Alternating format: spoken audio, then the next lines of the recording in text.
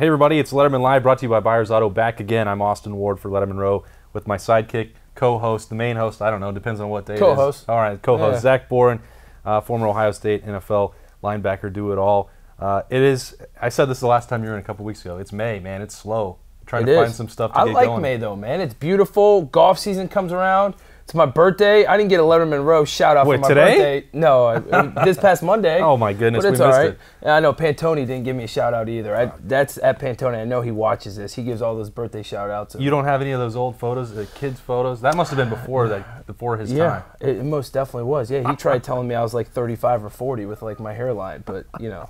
Well, happy birthday to Zach Boren, one of our favorites here, of course. And yeah, it is nice outside. Unfortunately, last time we were talking, the Jackets were still in the playoffs, and that's over with. Yeah. So we can brush over that and just focus now on football. And there were a couple big announcements with football. Somebody asked me about this the other day, and I really had to think about it, Zach. And I wonder a player's perspective always that Fox wants to take their marquee games, the primetime football games, and move them out of that 7:30, 8 p.m. kickoff and get it back to noon. A little bit of a throwback.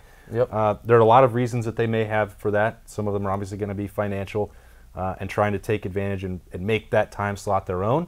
Also, they're going to have that lead-in of Urban Meyer on their kickoff show before that. But I think when I look at it, I guess the reason that there is some concern is that Ohio State had long made this a recruiting affair. Under the lights, the all-day tailgating, the atmosphere, the big games was better.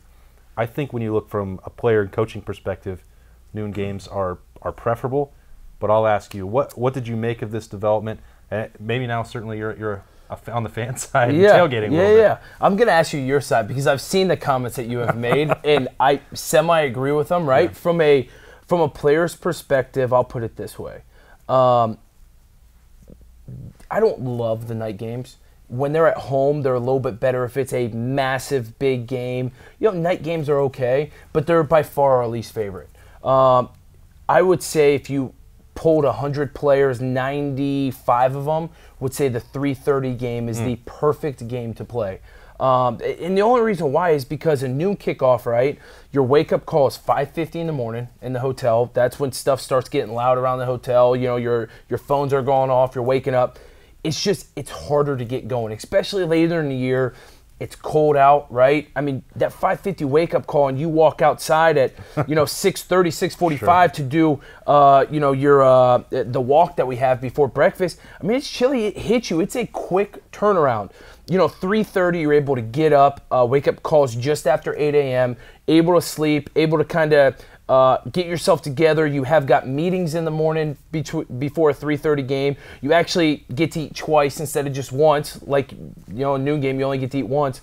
And so your body gets time to warm up, right? I know those night games are hard because you're getting done around midnight. Yeah. You're turning around, getting back to the facility. But at 3:30, you're walking out about 7:30. This is an honest thing. So you still have got time to go out at night, right? Have some fun, go out on campus, have a couple 24-hour rule. Have a couple Pepsis, right? And so that's why we love 3:30 games. Just the noon is an early wake-up call. Granted, sometimes they're good to get out of the way. If it's a beginning of the year, it's warm out. When those games at the end of August, even beginning of September, when it's still 80, 70 degrees here in Columbus, it's perfectly fine, right? You get up. You feel good, you get out, get going, knock the game out, and then which the comments you made, not to put words in your mouth, but the coaches have more time to spend with their families after the game. The players, especially when families are coming in town, you're able to spend time with them. You're able to definitely get a lot more family time with noon games than you are with games later in the day. And it's not just family time. I mean, we're dealing with college football coaches. They're going to start looking at film. Yep. They're going to start planning for the week ahead. And I guess the concern has been what I said with the night games and recruits, like, the atmosphere. You want to show the shoe at its best. Well, I mean, the best thing for Ohio State is winning football games. Yep. Okay? If playing earlier helps, you want that advantage. If the coaches have a chance instead of at night to go have dinner with a recruit, I would think that would be preferable because now they've seen the shoe. If the fans sort of embrace that challenge, right, like they do for the game every single year, it's at noon. The stadium is still rocking for that game. Yeah. I think there's a different people have this idea that the horseshoe is not special at noon or that it's not as loud. It depends on the opponent. If they had played Penn State at noon, just like they do in the rivalry, you're going to be there. I 1,000% agree with you. It's all, people have their opinion formed about noon games in the Horseshoe, and it's because up to this point they're playing Kent State. They're playing all of these Big Ten play. You're playing Rutgers. You're playing Indiana. People don't want to go to those games, right? When you have big marquee matchups in the Big Ten, those noon games, people are going to get there. People are going to start, I've seen it, right? People are going to start tailgating at 6, 7 a.m. in the morning. But when you're playing Indiana, right, the atmosphere isn't there. 9 o'clock when the team's walking through the skull session, barely anyone's there. Noon kickoff, right? The whole upper deck, it's spotty in areas, but it's because of opponent. That's key, right? If the fans embrace it and buy into those noon games, not say, like they do those night games against Penn State. If Penn State were to become a noon game, if Michigan State were to become a noon game, that place is going to be rocking. And, part of it, too, is I referenced the road games, and that really has caught up at times with Ohio State over the last couple of years because, and you've gone through this, I think in 2012 you guys played in that whiteout at Penn State. You won. Obviously that's difficult, okay? That you're going to get the most hostile environment possible, not just Penn State. It can be Purdue, can be Iowa, can be whoever. But when you have to do it multiple times, you wrap up, you shower, you do interviews with us, you get on the bus, they take you to the airport, you fly out at 1 a.m., you get back to Columbus sometimes 5, 6 a.m. You guys are still in school, by the way, so you're trying to get some sleep. Maybe they give you Sunday off to recover. I don't think they usually do because you have Champions Club. So you don't have Sunday off. You come into the facility, then you have Monday off, but you also have class. You're catching up. So I'm telling you all these responsibilities. It's not to make anybody feel bad for football players. Their schedules are hard, and you guys signed up for it for a reason. But if you have to do it week after week, and other teams aren't playing those primetime games as frequently as Ohio State, which, quite frankly, they're not because they're not the same draw on television, that's hard. And that takes by the time you get to October, boy, you don't want to see a night game again. No, I agree with you, especially on the road. On the road is so hard for night games. And like you said, playing back-to-back night games. I know just did it, Penn State and Wisconsin or whatever it was. I mean, it's tough. And especially like you said, I mean, people don't realize it because a lot of people here, if they're not going to the game, right, they're watching at a bar and, 10:30, 11 o'clock when the game ends, they're fine, right? But as a player, it always, especially on the road, you can't get out of the locker room as fast as you can. Home game, say, hey, I'm going to get showered, let's go, let's get out here. Away game, you got to wait for everyone to do the media. You got to wait for everyone to shower. You got to wait for everyone to get on the buses. Then you go to the airport. I mean, it's two hours after the game ends when you're finally just leaving the stadium. And when you've got a flight that late, you're getting in. I can't tell you how many times we show up and the sun's rising on a Sunday, right? And we're just now coming back from Rickenbacker Airport, getting dropped off to Woody Hayes. And yes, we still have football on Sundays. Granted, they condense it and make the start time a little bit later, but as a player, it's hard. Here's the thing. I don't mind noon games, especially the big games, right? The fans are going to come.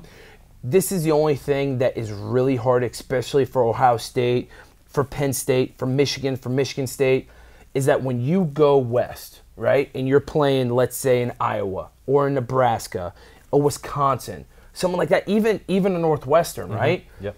Those noon games are 11 a.m. games, which is really hard. Those teams are used to it, right? Because they have the noon games early on in the year when it's really 11 a.m. I remember it's the most miserable thing because then you're waking up at just after 5 o'clock, right? Your whole schedule gets pushed back an hour. Even though it's noon here, 11 a.m. there, man, that hour is a huge difference. Yeah. I referenced this again yesterday. It's funny because, noon games are so hard, and you just said it. Urban Meyer and Ohio State, 31-0 in noon games. Yeah. And you consider that 7 of those were the rivalry and the hardest hitting game there is. I think that's an astounding number. That was the other capper to that argument for me because it's not about what I want it to be. If they play at 9 a.m., I'm going to be there. That's my job. People that complain about night deadlines, that's not ever going to happen here. I will do my job whenever. As soon as that game ends, I'm writing anyway. So this isn't about me and when I want it to be. And I don't get to do the tailgating on Saturdays for those games. Tailgating's fun. I know it is. Yeah. I mean, I'll do it for the Jackets or the Crew. I love the opportunities that I get, but I don't do that for Ohio State games at the Horseshoe. The atmosphere doesn't affect me. I want it to be the best possible for everybody that I know and that enjoys it. But I'm going to do my work. So does it affect recruiting? I think that's going to be minimal. But I'm looking at it from a Ryan Day perspective, from a common Ohio State fan perspective, I think 3:30 games are great. You said that. I agree with you 100%. By far the best. But if you're telling me that Ohio State is going to be undefeated over 7 years at noon, and that they can continue that because of Best Fridays in football, because of Mick Marotti getting you guys going at 6 a.m., whatever it is, whatever the motivation that gets you guys going, I'm taking that, because clearly winning games is going to mean more to recruits. Sending guys to the NFL is going to mean more to recruits. If this works for Fox, like, they can move it back to primetime if they want. They can do whatever they want with their kickoff. But if Ohio State draws 13 million people to watch that noon window, and then you start telling people, look, people will watch Ohio State whenever. Well, that means more to recruits. All that stuff, you know, if it has to be fireworks or this and that at night, I don't think it matters. I just no. And as everything you said, did you play? I did. Sounds like you played. I just cover you. But you know, even I'm even gonna say, even on the night games, people love them. Even at home, right? They're tough. As a player, sitting around all day is not fun. People think the atmosphere at night, right, is fun, but that same atmosphere, you can get it at 3:30. Sometimes you can, in the Michigan game, you can get it at noon, right? You can get that same atmosphere. As a player, it's hard sitting around all day. You have 2 different sets of meetings. You have 2 different walkthroughs. You have a 3-hour time span where you're sitting in your room watching the noon game, and it's like, it's just, the day drags, right? Like I said, it goes back to 3:30 games are key. Those are the best. You get to sleep in, your body gets going, you get out at a decent time. But as a player, if you're picking between, or if I were to pick between if I couldn't have 3:30 between noon and night, I'd pick night every single, or noon every single time over the night. Yeah, I think that's great too. I mean, I like having some nights free too when I'm not in the stadium, but that's neither here nor there. It's not about me. It is about Lettermen Live, brought to you by Byers Auto. There was one. Again, you can tell it's May. We just spent all that time talking about that, and then we're going to shift gears to another thing that doesn't really have anything to do with on the field. Ohio State Athletic Director Gene Smith is on this new committee. The NCAA is finally going to begin the process. Who knows how long it takes from here. We're dealing with that organization, but of athlete likeness and their ability to perhaps profit on the fact that Zach Boren owns his name, or that he can appear in the NCAA football game again. I know this could be... I don't know if I'd be in the video game anymore, but yeah. But, you know, they put the undefeated 2012 team on there. You can line up as 44. Yeah, maybe. Send a blitz up the middle. For sure. Whatever it is, whether commercials, you know, sign autographs, I don't know. They're going to start exploring this. And I wonder if you guys, 6-7 years ago, since you've been in that locker room, did you guys have any hope that this could happen? Did you ever talk about it? Like, how great that would be? Any chance that you thought this could happen? Do you know what? I mean, we didn't really talk about it, right? And, you know, honestly, and I'm going to give my honest take as I normally do on this show, it was something that guys enjoyed playing NCAA football. Like, we enjoyed it. I think it was a small group of former athletes that got together and went and sued the NCAA for their likeness. But if you were to poll, you know, all of college football athletes, I'm guessing 95% of them wouldn't care that their likeness was on there and just wanted the game so they could play as themselves and play, right? I mean, this was a massive game back in the day, and so many people bought it. I guarantee, you know, we know EA Sports and NCAA made so much money on this game, but it was a conversation piece that we didn't even have in the locker room. You know, it was something where it was more of a cool thing, right? Oh, Midge, you know, I played as myself on the video game, right? But, you know, I think it could be something where, you know, EA Sports, NCAA, they all get together, say, hey, take it off of the game gross this amount every single year, right? Obviously, you got 20, right, each year. Take that, give a certain percentage of it to the players, divvy it up, and, you know, obviously they're going to have to do it that way. What I would probably do is just take it even, divvy it up to every college football team that's in the game, and then that college is able to divvy it up to their players whatever way they would like. Yeah. I would think that if everyone just got a copy of the game. Yeah, I mean, right. I'm sure the kid, come on, they would love that. Right. Yeah, I'd take that. I think it's interesting, Zach, that, your perspective on this, I always want to get, but you went through this tattoo situation, obviously, and Gene Smith did as well. Now he's leading this committee, and that was such a ludicrous situation for the punishment. There's been this shift over 7-8 years where you couldn't even give your jersey or something that you won, whether it was rings or gold pants, you know, whatever. I've tried to block out as much of that as possible because there's been this sea change in opinion that yeah, you know what? The players actually are doing the work here. Yeah. Should probably get it.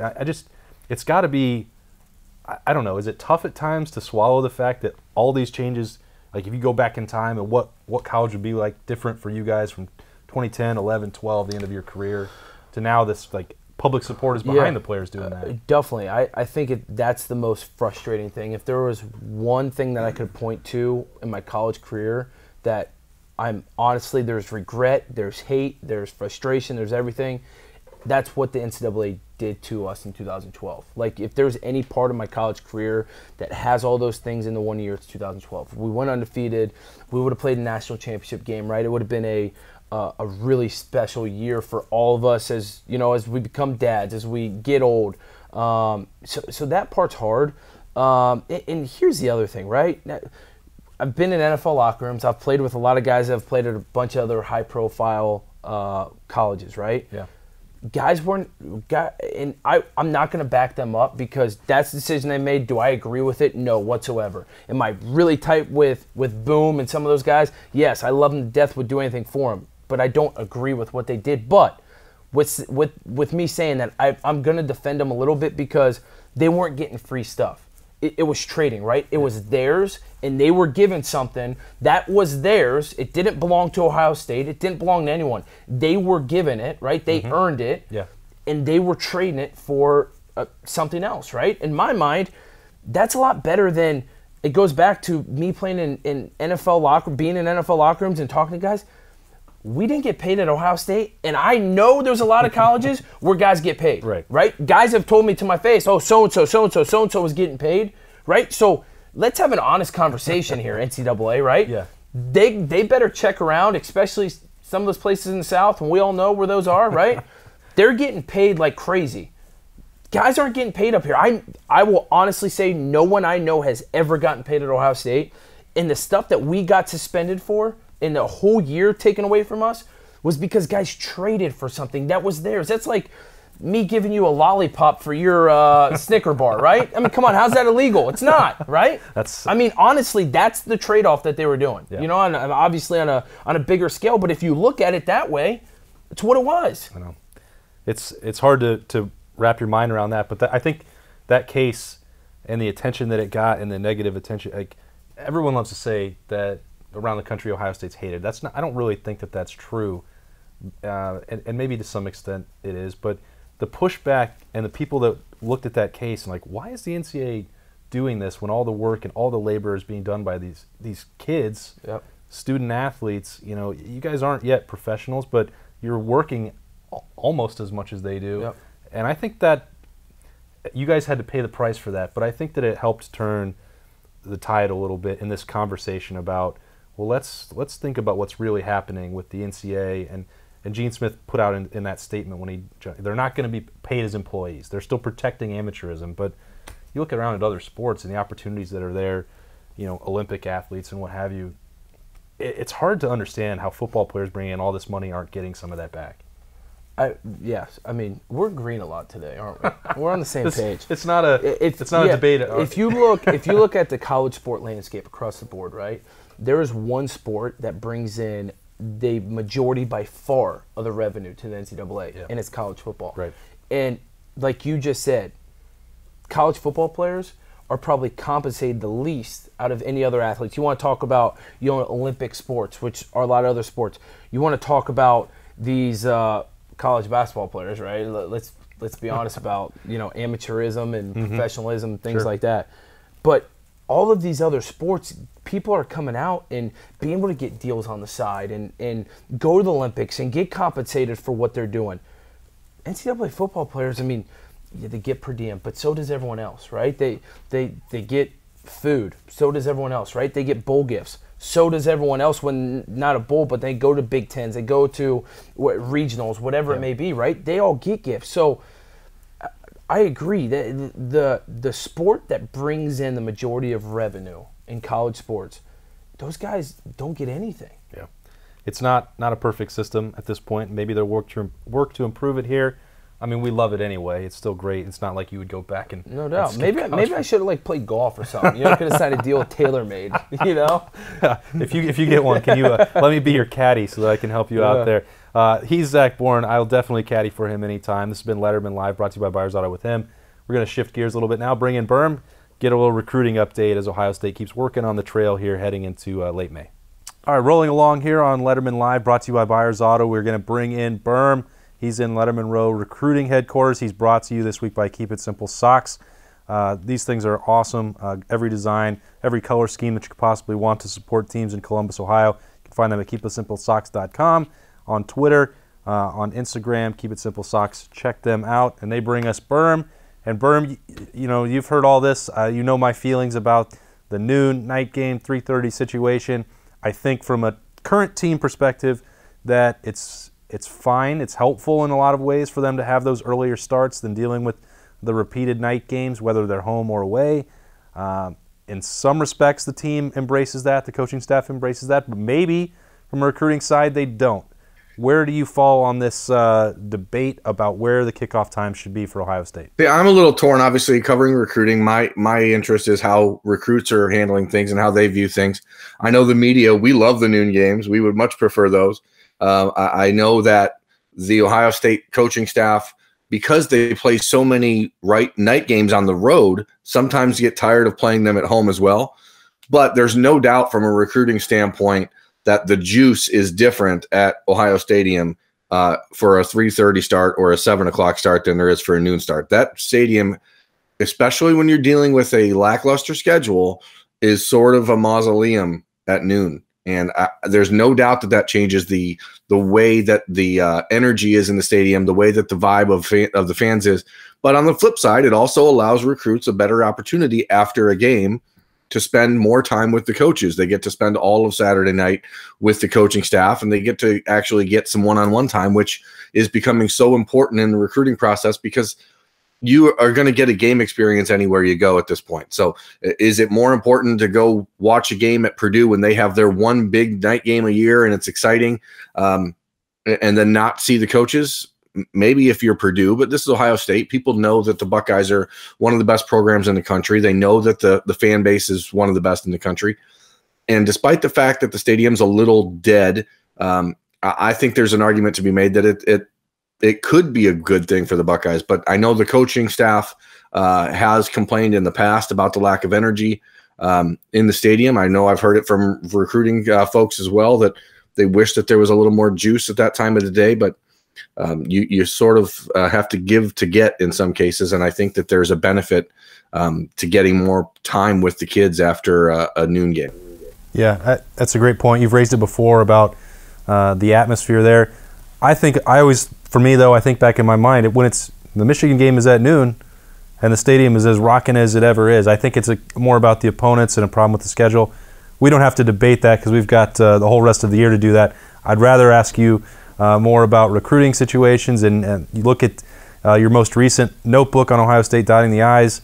So Julian Fleming, the top-ranked wide receiver in the country, had a visit scheduled to Georgia, and you say that's no longer going to happen. What does that mean? How big is this development in his recruitment? Yeah, when Fleming announced last Friday that he was going to be making a college decision on May 31st, I wrote about it then, which was unless he's going to Georgia, it seems unlikely he's going to make that trip. Considering it was expected to happen the same weekend. There was some talk from folks around the Bulldogs program that they would try to push him to visit this coming weekend because they have their big, I don't know, they do some sort of scavenger hunt. I don't know if they're looking for bags of money or what.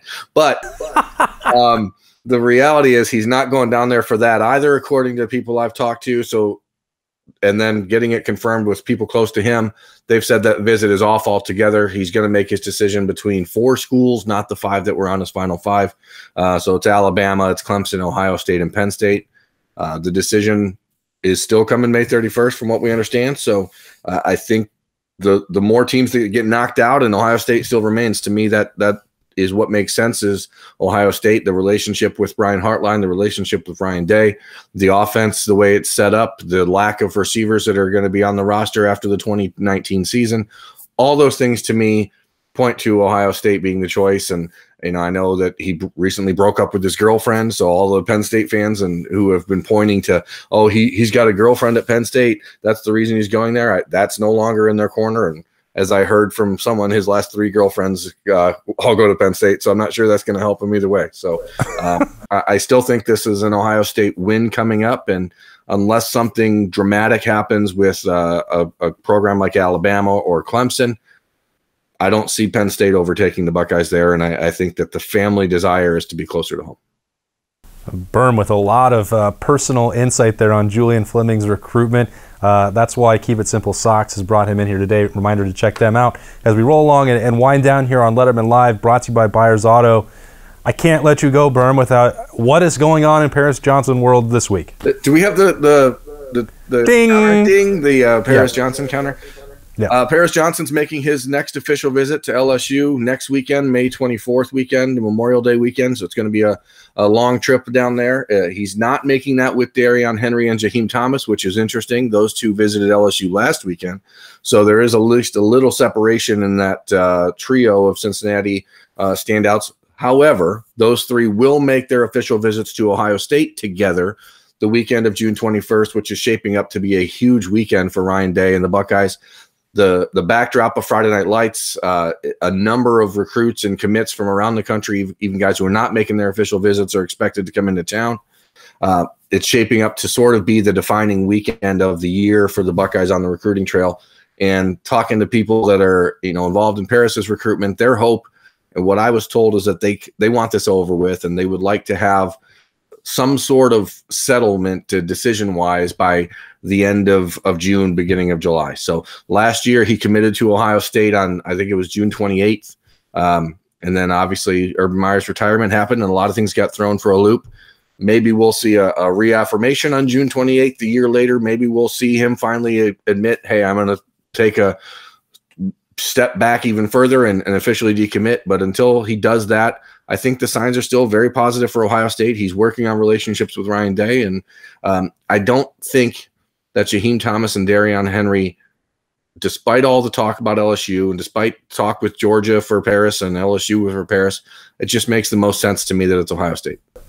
All right, still 4 or 5 weeks to go till Friday Night Lights. Lettermen Row will obviously have full coverage of that, and then maybe 5 or 6 weeks until we can point to the big date there for Paris Johnson, although something tells me that we're going to keep talking about him all the way up to signing day in December, maybe even beyond.